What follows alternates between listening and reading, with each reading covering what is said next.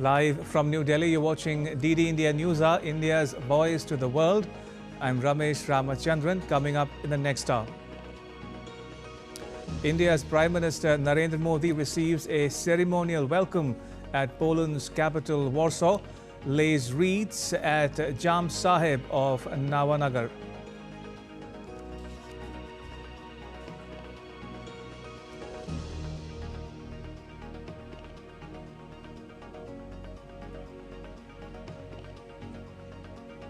India's central bank governor Shaktikanta Das ranked top central banker globally for the second consecutive year. The deputy head of Russia's Security Council, Dmitry Medvedev, says Ukraine's incursion into Russia's Kursk region means there will be no talks until Kyiv is defeated.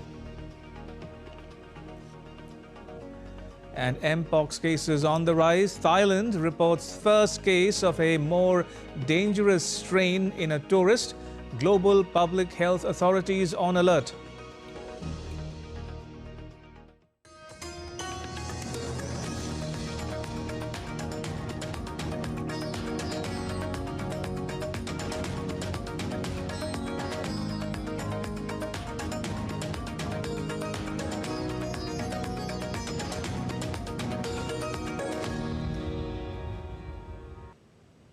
India's Prime Minister Narendra Modi is in Poland's capital, Warsaw, on what is the first visit to that country by an Indian Prime Minister in 45 years.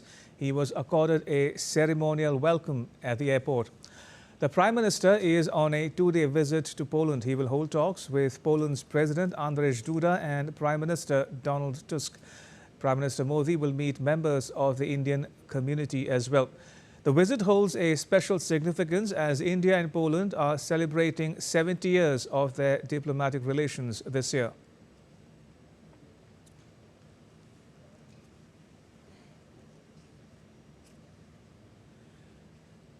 Right, these are the latest visuals coming to you from the Indian Prime Minister's visit to Monte Cassino Memorial.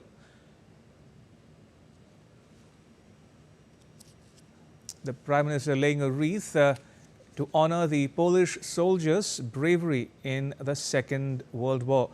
The monument, unveiled in 1999, commemorates the heroic efforts of the 2nd Polish Corps. It reflects the enduring bond between Poland and its allies. The Battle of Monte Cassino, fought from 11th to the 18th of May 1944, was a crucial and intense engagement during World War II. The 2nd Polish Corps, led by General Władysław Anders, successfully captured the Monte Cassino Hill and its monastery, marking a pivotal moment in the campaign to liberate Rome. The monument features a headless winged Nike emerging from a shattered column, symbolizing victory and resilience.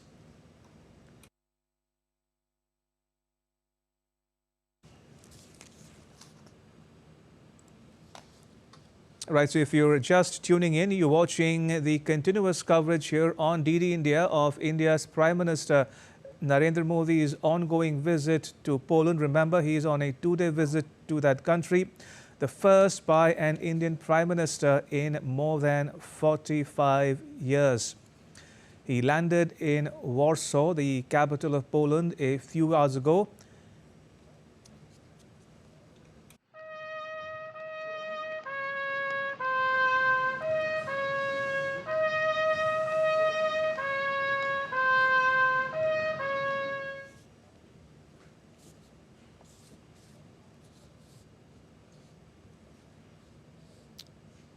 As you can see in these visuals, the Indian Prime Minister, Mr. Narendra Modi, is visiting the Monte Cassino Memorial that honors the Polish soldiers' bravery in the Second World War.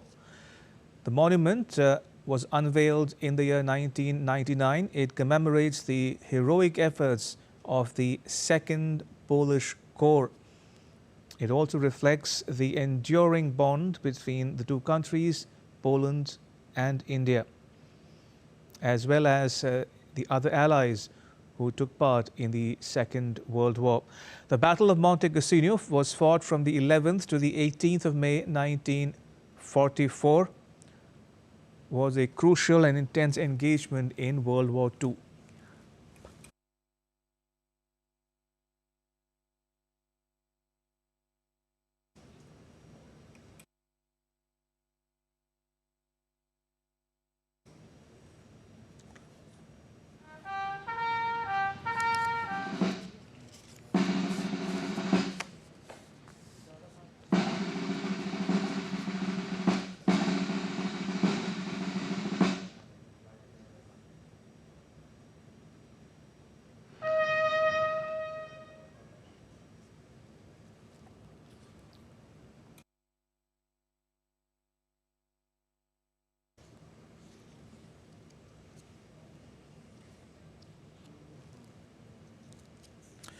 Now, the Indian Prime Minister was greeted by the Indian community in Poland upon his arrival at his hotel in Warsaw.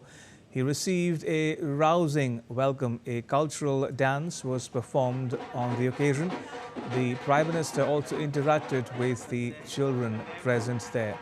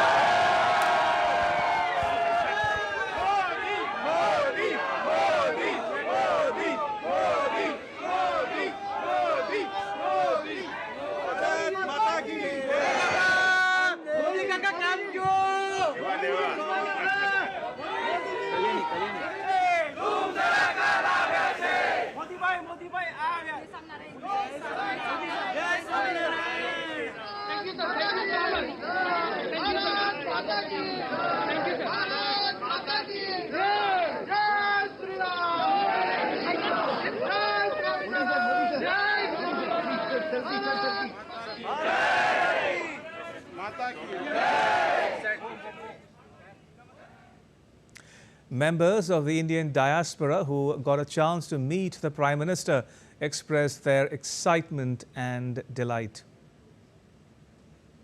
He said that I did a very good work, and he also blessed me, and it felt like a dream because I've never seen a Prime Minister. This was my first time, and I saw him so close, and it was like so good. First of all, for getting such opportunity to meet him, and our Prime Minister is so expressive, and he looks at each and everyone, and I had an opportunity to also shake hand with him, and when he blessed my daughter, it was the moment to us. Yeah, it's like he's a hero for India everywhere, and we are very happy.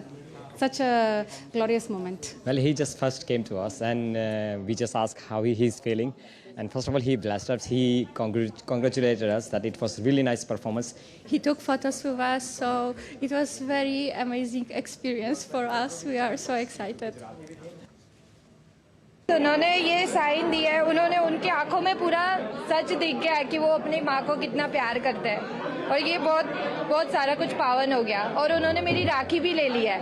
उन्होंने उनका नाम पूछा और आशीर्वाद दिया. बहुत अच्छी बात थी. She is very blessed for us, and I think so. This is one of the best opportunity. I would never forget this because this is a speechless moment for all of us. बहुत सौभाग्य हो गया उनको मिलके कि कभी सोचा ना था कष्टी तेरे में भी लहरा जाएगी.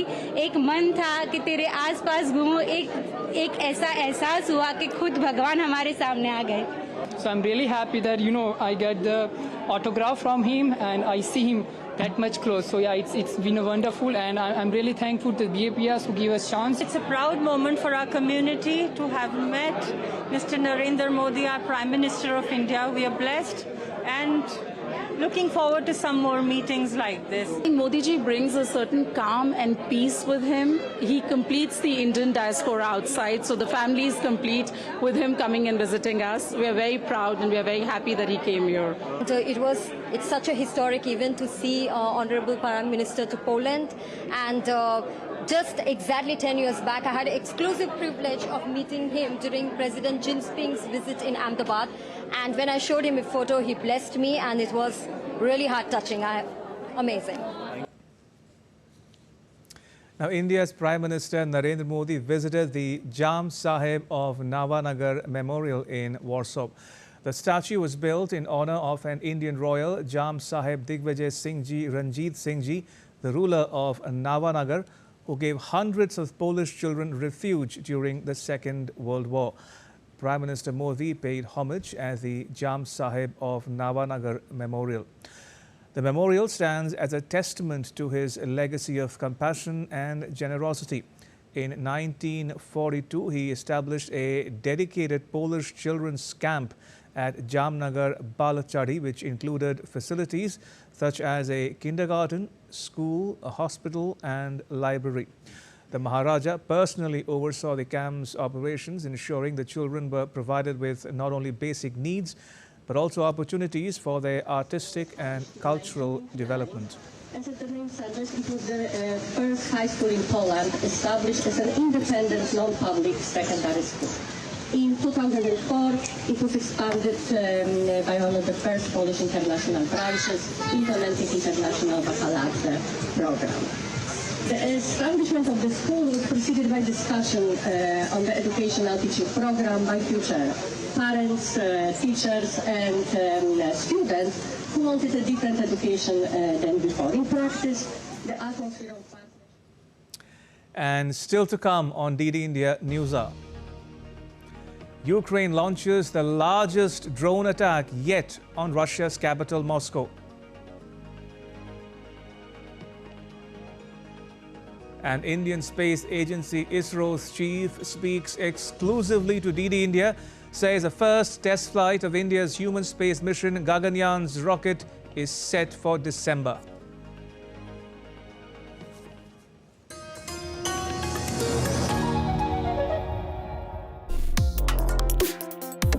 Complex issues, hidden agendas, twists and turns, strategic games. We think all dots are linked. We just need to connect them.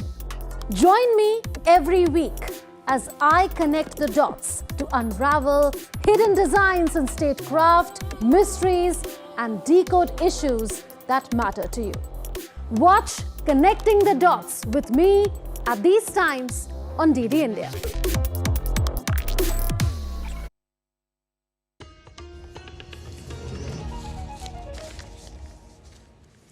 You're watching DD India News Hour. I'm Ramesh Ramachandran. To West Asia now, Israel's military has said that it had bombed Hezbollah weapons storage facilities in Lebanon's Bekaa Valley overnight. The Hezbollah said that it had carried out a drone attack on a military post in Kibbutz in northern Israel in retaliation. The Bekaa Valley is a Hezbollah stronghold, and the latest hostilities across the Israel-Lebanon border will fuel concern that the Israel-Hamas war in Gaza could spill out into an all-out West Asia conflict. Israel also said that it had killed a militant at Sidon in southern Lebanon who worked with Iran's Revolutionary Guard Corps and the Tehran-aligned Hezbollah.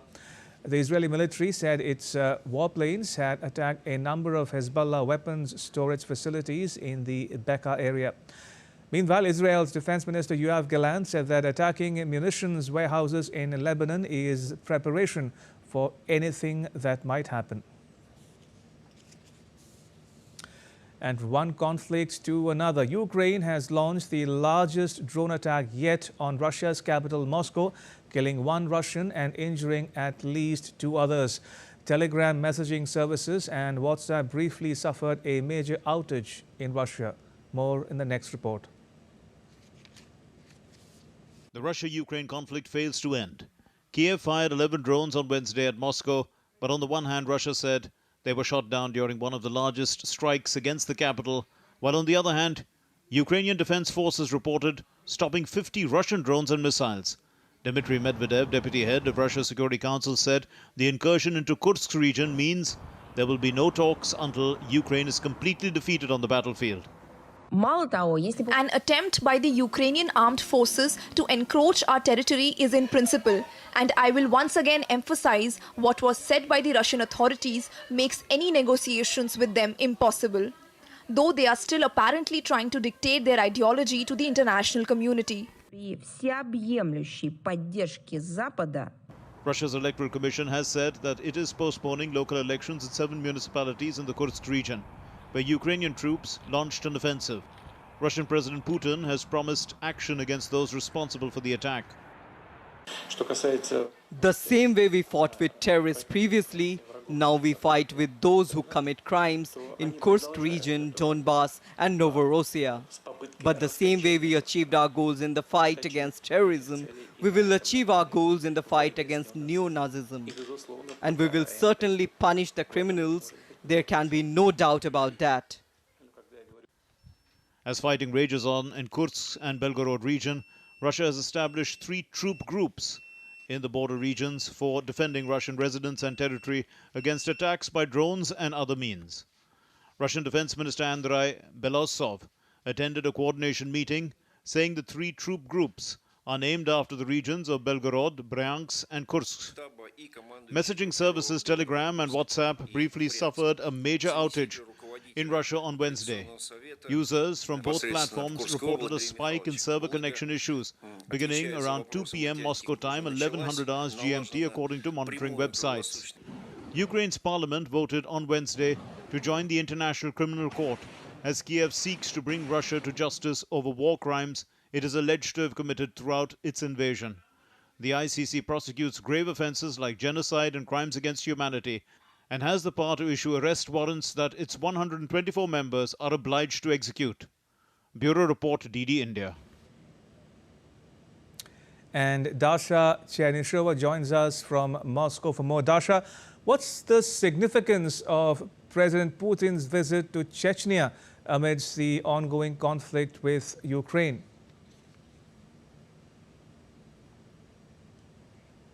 Well, indeed, we've seen President Vladimir Putin paying a visit to the Chechen Republic of the Russian Federation. That is the first time in more than a decade that he traveled there. He also visited more North Caucasus republics of North Ossetia as well as Ingushetia while in the region, and he was there meeting the military as well as the politicians of the Chechen Republic. Now, first of all, you have to keep in mind that there are many of those Chechen fighters who are involved in Russia's military effort in Ukraine, and that was important from that point of view. But also President Vladimir Putin has been talking about terrorism while in Chechnya. He visited the school in Beslan where terrorists took hostage children, and he said that as Russia was fighting against terrorism, it is now fighting against neo-Nazism that is persistent in Ukraine, as he said, and it is going to be victorious, in his words, in its fight against the Ukrainian armed forces in Novorossiya, in Donbass, and also in the Kursk region. If you read the analytics, you can certainly see that many of the military analysts and political scientists here have been saying that the very fact that President Vladimir Putin still decided to continue the travel plans to go ahead with those trips to Azerbaijan and then to the North Caucasus, they do signify that he is certain that the Ukrainian incursion of Russia's Kursk region is going to be stopped and the Ukrainian forces will be squeezed out, as the Chief of General Staff has promised. Also, Dasha, do tell us more about how Russia is seeking to tackle the Ukrainian offensive in Kursk region by positioning more number of troops in those border regions. Well, indeed, for days now, we've seen beef up of the Russian military in the border regions of Kursk and Belgorod. The Minister of Defense, Andrei Belousov, has most recently announced that the formation of the 3 new groupings of forces that are now tasked with the defense of Russia's border regions, and they are named after those regions. So it is the Belgorod grouping, it is the Kursk grouping, and the Bryansk grouping. They are all designed to defend those Russian border regions and also to facilitate communication between the local authorities and the military. We also understand that Russia continues to fight against this incursion by striking the Ukrainian positions. However, we are yet to understand the full scale because people are being evacuated from those border regions and the number of people who have been displaced is only growing. Dasha, thank you very much. Dasha Chernyshova reporting there from Moscow. Moving on, Indian multinational cooperative Amul has been named the world's strongest food brand in Brand Finance's 2024 Global Food and Drinks Report. The report highlights Amul's brand strength index score of 91 and its AAA+ rating, with brand value rising 11% to $3.3 billion. Amul also achieved a record sales of $8.5 billion for financial year 22 and 23, an 18.5% increase. Indian multinational cooperative society Amul, with its legacy spanning over 7 decades, has been named the world's strongest food brand in Brand Finance's Global Food and Drinks Report 2024. With the latest rankings, Amul's brand value has surged 11% from the previous year. The Global Food and Drinks Report 2024 highlights Amul's impressive brand strength index, BSI score of 91 out of 100, earning it a AAA+ rating. In the latest rankings, Amul's brand value has surged 11% from the previous year, reaching $3.3 billion. It's important to distinguish brand value from turnover. For fiscal year 2022-23, Amul achieved record sales of about $8.5 billion, up 18.5% from the previous year. Amul shares its AAA+ brand strength rating with Hershey's. However, Hershey's saw a minor 0.5% decline in brand value, bringing it to $3.9 billion and positioning it as second after leading the list the previous year. Amul dominates India's dairy market with nearly 75% of the milk market, 85% of the butter market and 66% of the cheese market. Amul is the inspiration of India's Atmanirbhar Bharat or self-reliant campaign, with products being exported to more than 50 countries around the world. Founded in 1946 to counter Paulson Dairy's exploitation of local farmers, Amul aimed to rectify the imbalance by establishing a cooperative model. A key moment came in 1964 when Prime Minister Lal Bahadur Shastri visited Anand and saw Amul's success and endorsed replicating its model across India to improve socio-economic conditions. Bureau Report, DD India. Moving on, in some more news from India, the country's central bank governor Shaktikanta Das has retained the top spot as world's best central banker for the second consecutive year. This according to Global Finance magazine's annual rankings. It's a report on India's remarkable economic boom and how Governor Shaktikanta Das is steering the country's money supply towards a stronger financial future. In a testament to India's economic prowess, Reserve Bank of India Governor Shaktikanta Das has been ranked the world's top central banker for the second consecutive year by the US-based Global Finance magazine. India's Prime Minister Narendra Modi took to social media to congratulate RBI Governor Das on his A+ grade rating by the US magazine. The Prime Minister praised Das's leadership and commitment to economic growth and stability, saying, "This is a recognition of his leadership at the RBI and his work towards ensuring economic growth and stability." Das's ranking is a testament to his success in key areas, including inflation control, economic growth goals, currency stability, and interest rate management. Under Das's leadership, RBI has maintained a 7.2% growth projection for the financial year 2025.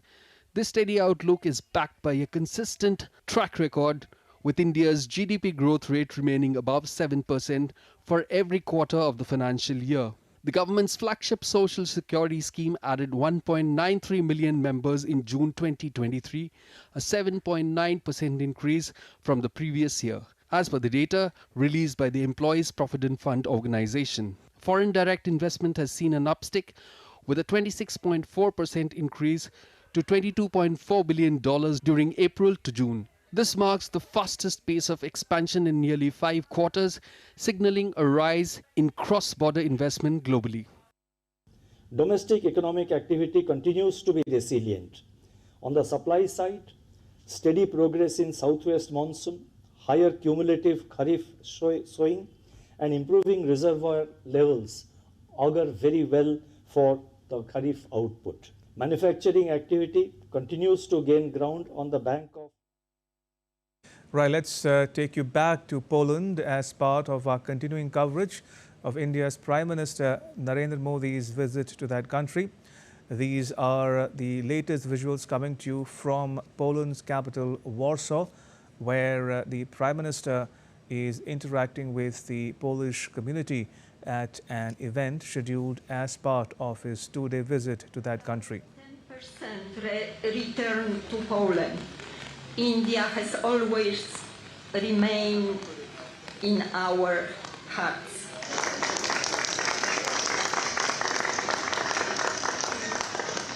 Życzę panu premierowi dużo zdrowia i wszelkiej pomyślności w spełnieniu misji.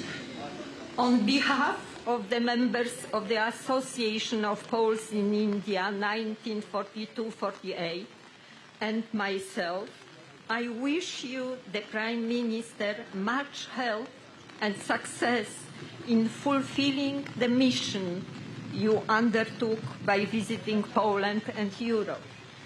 Indie na zawsze pozostały w naszej wdzięcznej pamięci. We lost our homes. We had nowhere to return to. Only about 10% return to Poland. India has always remained in our hearts.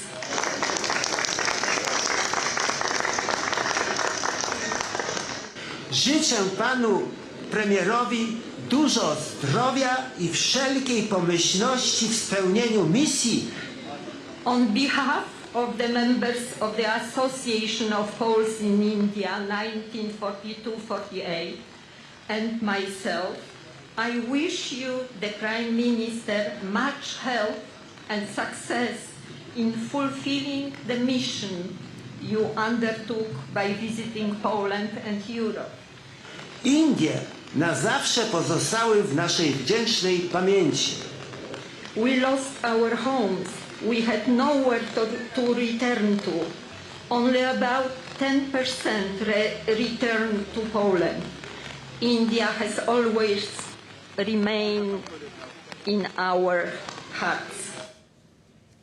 There you saw the Prime Minister of India, Mr. Modi, at an event held at the Kolhapur Memorial in Poland's capital, Warsaw, where he was listening to a speech delivered by a member of the Polish community. Right, still to come on DD India News Hour.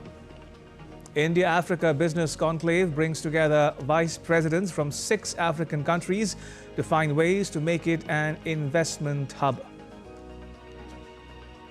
And India has been ranked the 7th in AI startups, with 338 AI startups in a decade. Now this according to the Stanford AI Index Report 2024.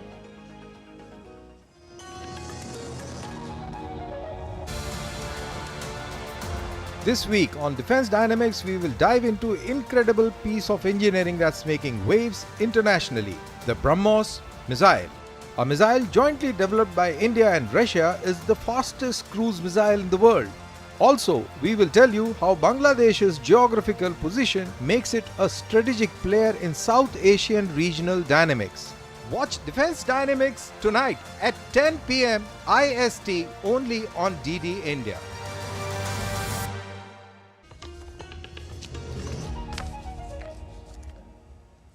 You're watching DD India News Hour. I'm Ramesh Ramachandran. A quick recap of the headlines. India's Prime Minister Narendra Modi receives a ceremonial welcome at Poland's capital, Warsaw, lays wreaths at Jam Saheb of Navanagar, Monte Cassino and Kolhapur memorials.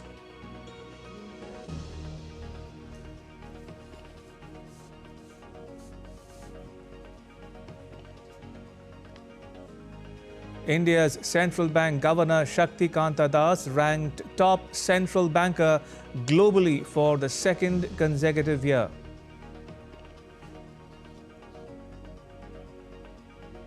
And mpox cases on the rise. Thailand reports first case of a more dangerous strain in a tourist. Global public health authorities on high alert.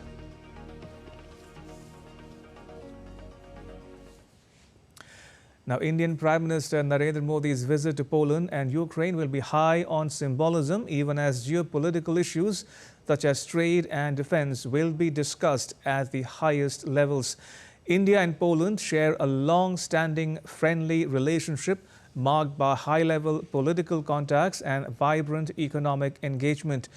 Diplomatic relations were established in 1954, leading to the opening of an Indian embassy in Warsaw in 1957. The two countries shared common ideological perceptions based on their opposition to colonialism, imperialism and racism.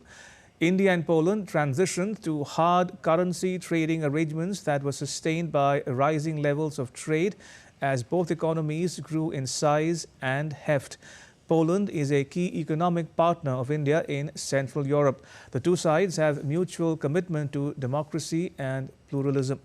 A cordial political relationship has emerged in the current century, particularly after Poland joined the European Union in the year 2004.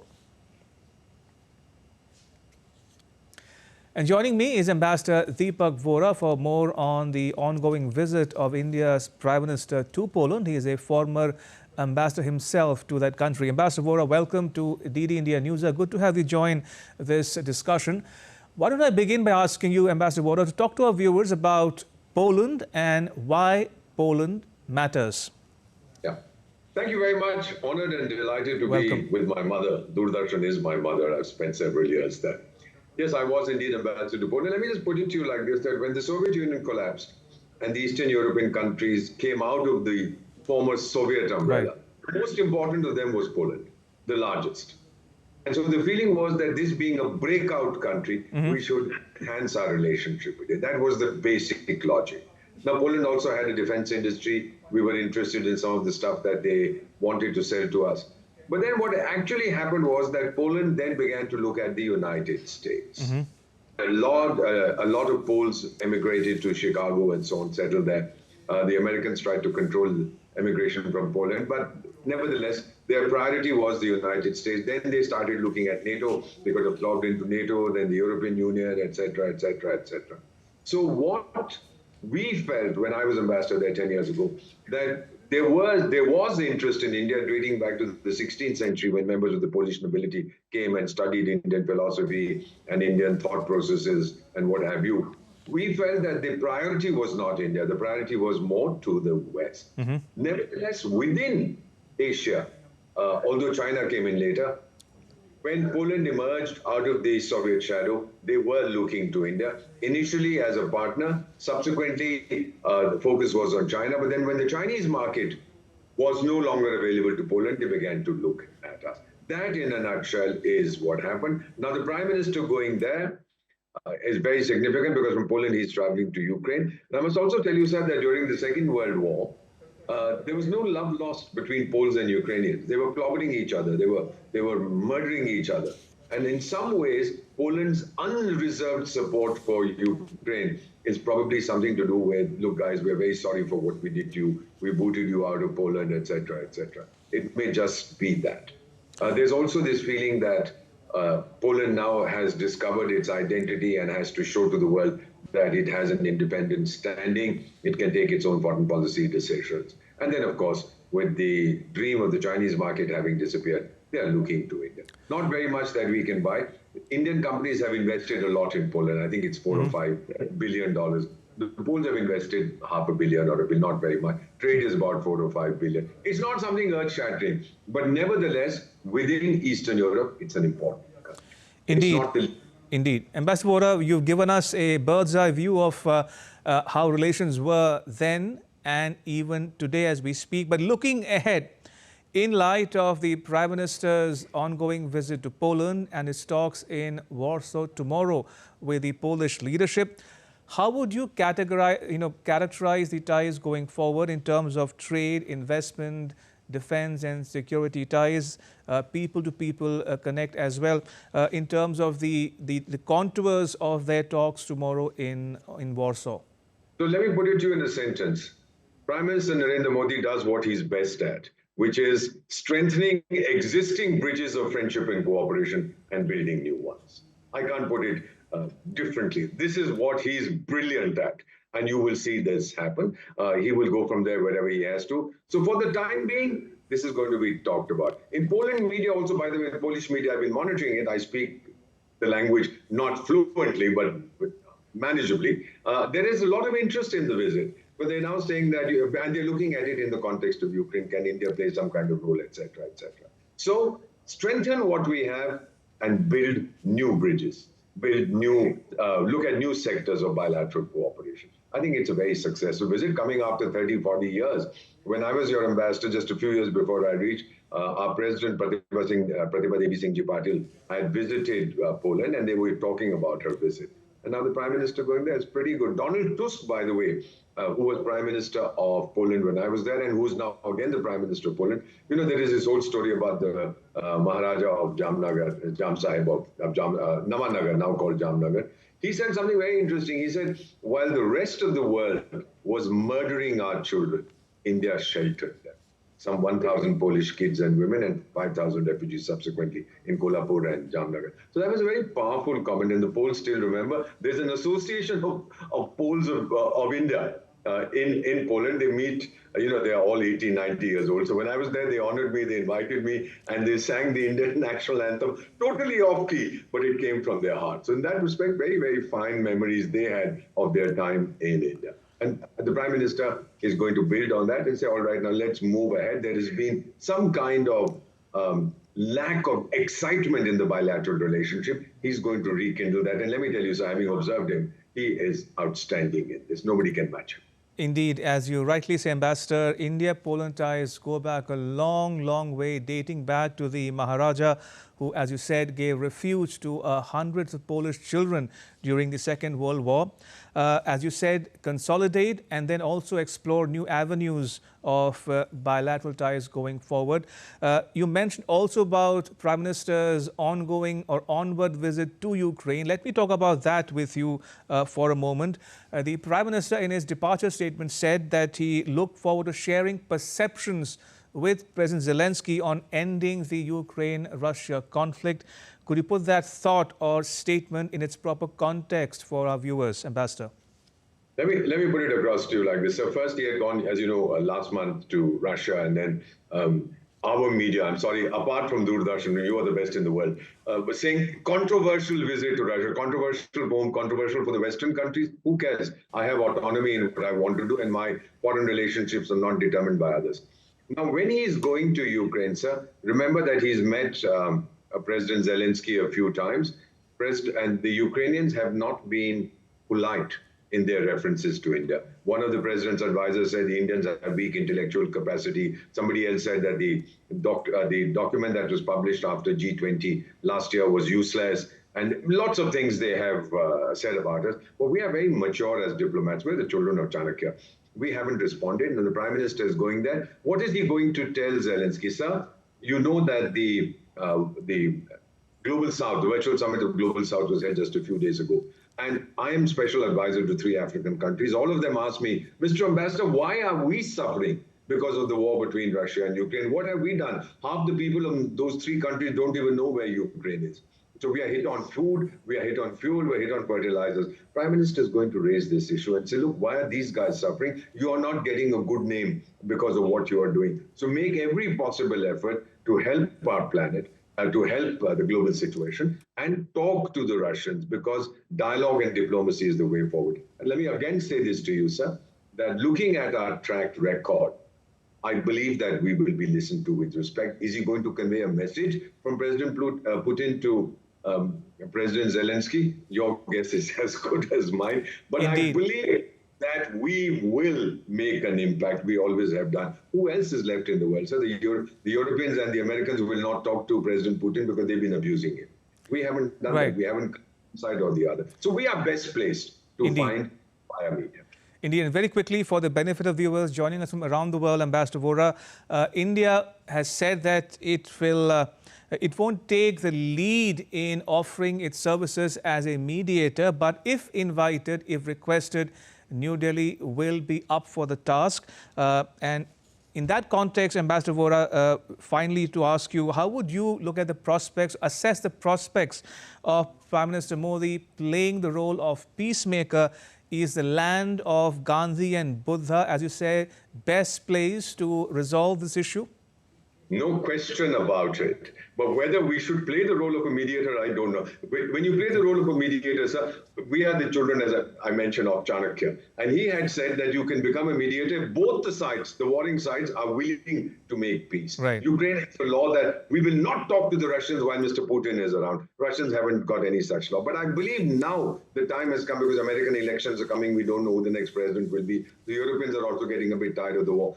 This is probably the best time for President Zelensky to step back, reconsider, and say, here is a country called Bharat that is universally trusted. Look, I have faith in these guys. They are doing the right thing by me. They have no animosity towards me. They have no animosity towards Russia. Let me listen to what they are saying. Perhaps there is reason, perhaps there is logic, as there is, and I feel that by going along with what India has proposed, I might be able to save what is left of my country and bring peace to this region.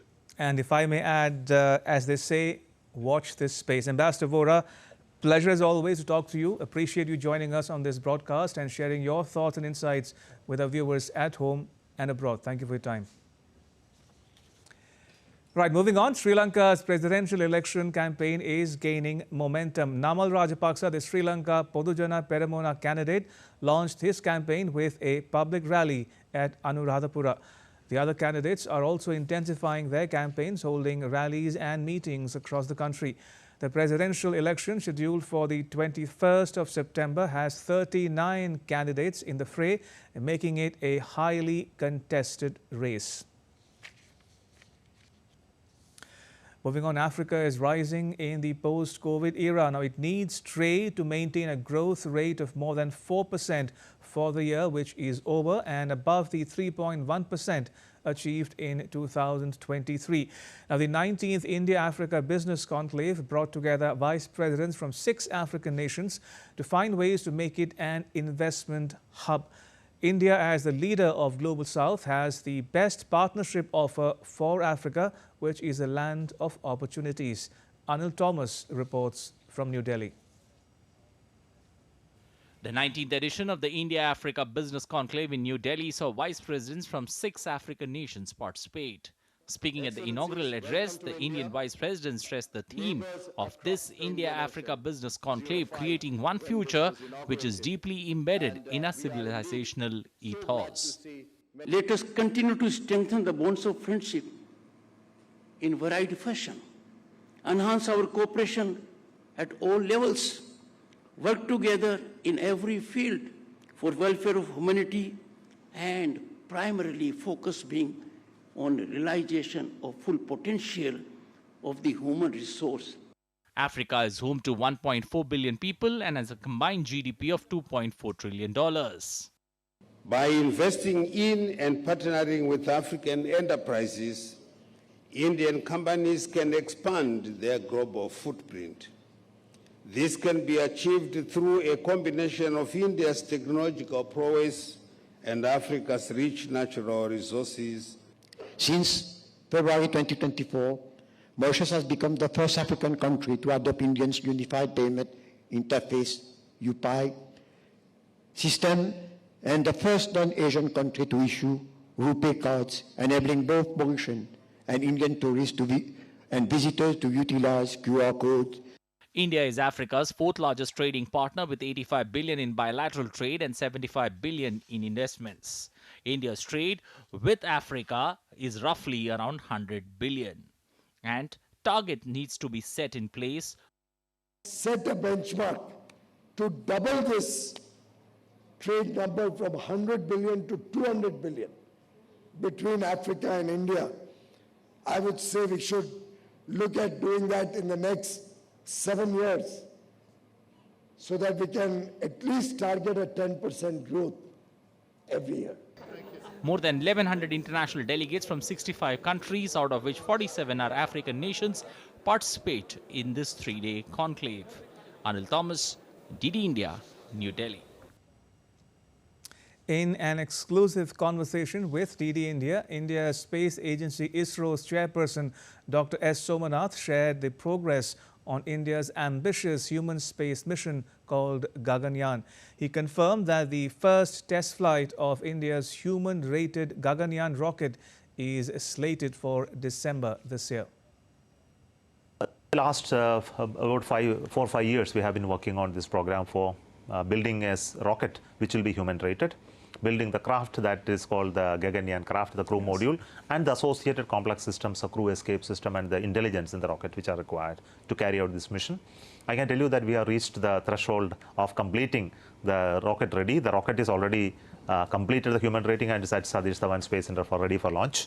The crew module and the rest of the elements are new developments. Of course, this has gone through certain development process. We did some missions in the recent times showcasing how the crew escape can really happen. The flight item is now finally undergoing the integration, and still there are some milestones to cross, like the development of crew. For example, environmental control life support system is under development, and many such smaller elements. So the first mission we are undertaking without crew inside, but with a robot, which will be replicating the human flight scenarios and do the measurements. Vyomitra, of course. Humanoid, yes. So the crew module, the crew escape system, and other elements will come to launch complex by next 2 months or so, and we will be ready for the first mission, the unmanned mission, uncrewed mission to space by December this year. Talking about India's first National Space Day on 23rd August, the ISRO chief said that today India's space story is both about achievements like Chandrayaan-3 as well as becoming relevant in everyday life of people. Being the first National Space Day have its prominence, so that it has to get embedded into the minds of the people that we are going to this. So that's why it is important. See, we have all the time telling that we are touching the lives of the people. And when we do so, the reason for going to moon has always been questioned.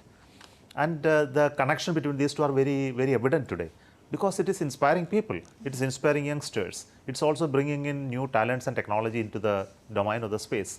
So traditionally we have been working with people serving the humanity, like in disaster management, natural resource mapping, communication. Now today we are into the space, looking at moon and Mars and beyond the universe. Yes. And you can watch the exclusive interview with ISRO's chairperson, Dr. S. Somanath, at 10 p.m. That is 16:30 GMT on the 22nd of August. So India is set to celebrate its first National Space Day on 23rd August. Addressing media on Wednesday, India's Minister Jitendra Singh said that on 23rd August last year, India made history by becoming the first in the world to have landed on the south pole of the moon using Chandrayaan-3. It's not only a day of celebration, but also a day of reflection, retrospection, and a roadmap charting its way to the future. This significantly happens to be the first National Space Day being observed by us, and therefore we wish to do it in a manner that is befitting of the occasion. And I would rather say that it's not only a day of celebration, it's also a day of reflection and retrospection, and also of a roadmap charting for the future. So we have also tried to formulate the program accordingly, given it an academic outlook with a futuristic vision. The rape and murder of a doctor in Kolkata has sparked a nationwide protest. The resident doctors staged a protest at Jantar Mantar in New Delhi on Wednesday against the alleged rape and murder of a medic in a Kolkata hospital. India's top court on Tuesday had constituted a 10-member national task force to make recommendations on the prevention of violence and safe working conditions for medical professionals. Meanwhile, the Indian Medical Association has written a letter to the country's health minister. It highlighted the urgent need for bringing a central law to deal with attacks on medics and healthcare establishments. The association demanded that a draft bill of 2019 that incorporated the amendment clauses of the Epidemic Diseases Amendment Act 2020 and the Code Grey Protocol of the Kerala government, Prevention Management of Violence Against Healthcare Workers, be proclaimed as an ordinance to instill confidence in the minds of doctors. Amidst the rising cases of mpox, global public health authorities remain on alert for a new, faster spreading variant of the virus. In Southeast Asia, Thailand has recorded an mpox case in a European man who arrived from Africa. The test results are awaited to determine the strain. Another mpox case with mild symptoms of the clade 2 variant has been detected in the Philippines. Health officials have been ordered to continuously monitor areas and people vulnerable to the virus. Meanwhile, Argentina health authorities have quarantined a cargo ship in the Piranha River after a crew member showed symptoms of mpox.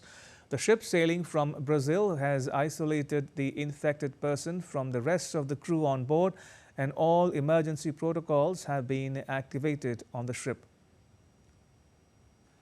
According to the World Health Organization, till now approximately 13 countries have reported mpox cases caused by other strains across the Americas this year. A public health emergency has been declared by the World Health Organization over a new outbreak of mpox in several African countries. The Democratic Republic of Congo is expecting doses of mpox vaccines next week to curb the spread of the infectious disease that is raging across the country. Congolese officials have recorded 16,000 mpox cases and close to 600 deaths since the start of this year. Chris Ochamringa has more from Kinshasa.